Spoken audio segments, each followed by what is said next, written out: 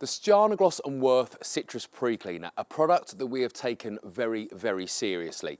4 Citrus Prewash is our best-selling product in the retail range. That is why this one needed a little bit of extra love and care. We know that the tree don't like ready to use, so we had to make a super concentrate, and that's exactly what we've done. This is a very, very strong alkaline cleaner. We have been very, very cautious on the dilution ratios, but you can dilute this thing down even further.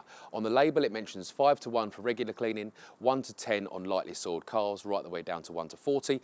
I struggle seeing a time where you would need to use this product stronger than a 1:10 ratio.